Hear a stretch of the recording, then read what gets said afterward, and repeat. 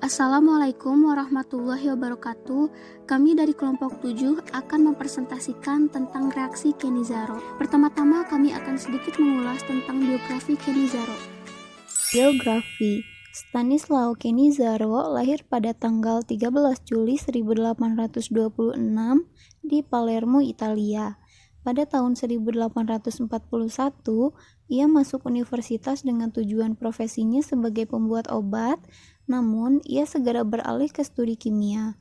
Pada tahun 1845 dan 1846, ia bertindak sebagai asisten Rafael Piria yang dikenal karyanya pada salisin, seorang profesor kimia di Pisa dan di Turki.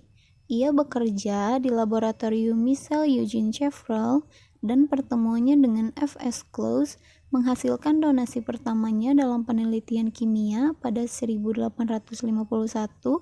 yakni sianamida yang dibentuk menurut reaksi amonia di dalam larutan klorida sianogen halus. Pada tahun yang sama, Cannizzaro diterima di National College of Alessandria, Piedmont, sebagai profesor kimia fisik. Pada musim gugur 1855, Cannizzaro menjadi profesor kimia di Universitas Genoa, begitu juga di Pisa dan Naples.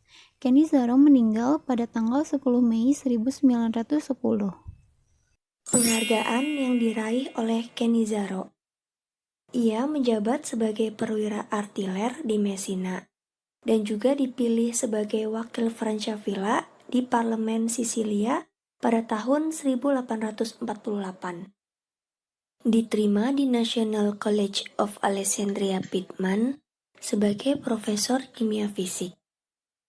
Diterima sebagai ketua kimia anorganik dan organik di Palermo.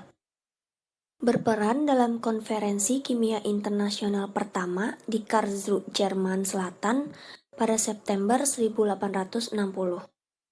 Masuk ke Senat Italia, menjadi wakil presiden dan sebagai anggota Dewan Instruksi Publik pada tahun 1871.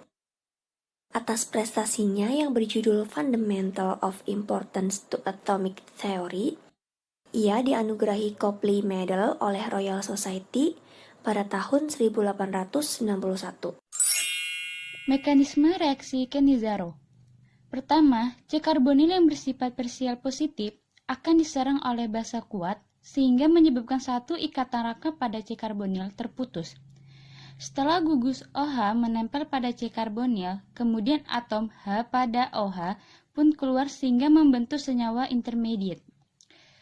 Kemudian, atom H pada senyawa intermediate akan menyerang C-karbonil pada aldehid, yang kemudian akan mengubah aldehid menjadi alkohol, yang merupakan produk reduksi. Sementara, senyawa intermediate tadi pun menjadi produk oksidasi, yaitu asam karboksilat. Sehingga, pada reaksi Cannizzaro akan dihasilkan asam karboksilat dan alkohol. Jadi, jika suatu aldehid tanpa hidrogen alfa dipanasin dengan larutan hidroksida pekat, akan terjadi reaksi disproporsionasi, di mana separuh aldehid teroksidasi menjadi asam karboksilat dan separuh akan tereduksi menjadi suatu alkohol.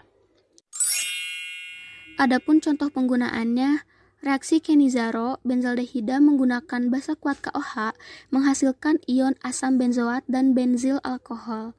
Asam benzoat dapat digunakan sebagai pengawet makanan dan pasta parfum. Benzil alkohol digunakan sebagai pelarut dan komponen parfum.